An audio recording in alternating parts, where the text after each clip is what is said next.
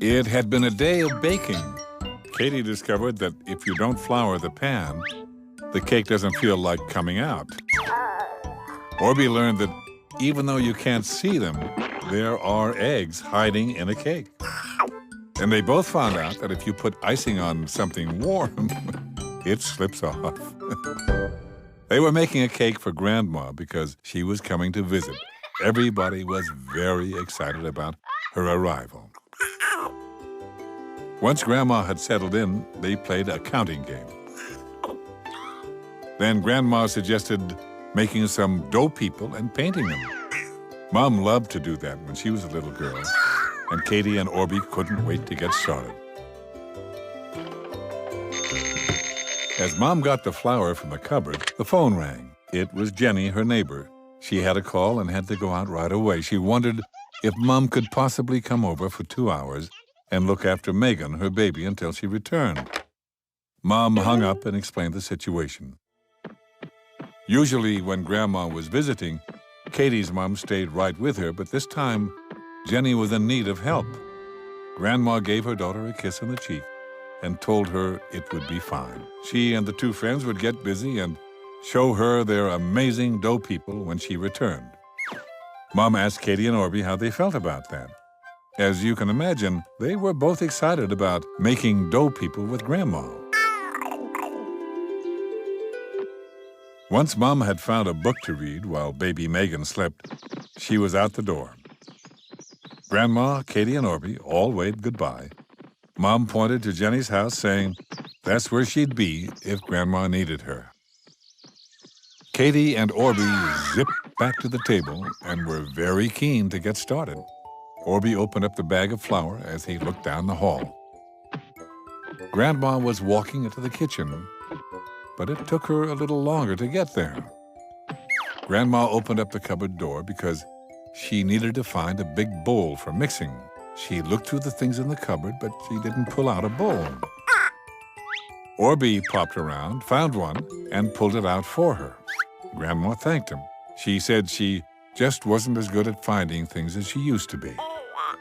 She went to another cupboard to look for salt, which was way up at the top.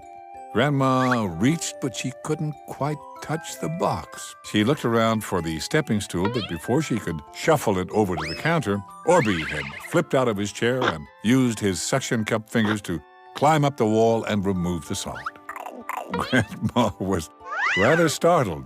Katie explained that Orbie did that all the time for Mom. Grandma smiled and thanked Orbie. He was definitely a huge help. Orbie beamed, but I have to say that he had never noticed before how slowly Grandma moved. When Grandma walked over to the table and started to mix things together, Orbie noticed it again. Mom would have done it all in minutes, but Grandma smiled and looked at the two friends and added one thing at a time. When she went to get a measuring cup full of water, Orbie looked at Katie. But Katie wasn't noticing anything at all, except she was looking at the pile of flour and salt. Grandma had added a little oil to it, and it looked neat to Katie. Grandma shuffled back to the table with the water and held it over the flour in the bowl before pouring it. Orbie wondered why she took so long. Soon, Katie had rolled up her sleeves, and the two friends were elbows deep in dough. They squished and squeezed, and soon the dough was ready. Grandma gave them each a plate, and on it they shaped little people. Orbie made a fat, funny space alien, and Katie made a lady with a long dress. And they rolled and squished and squeezed their people into shape. Grandma sat with them and made a silly dough man herself. She told them it was best not to make parts too thin or narrow. They would break off easily. Orbie noticed how very clever Grandma was, even if she was sort of slow.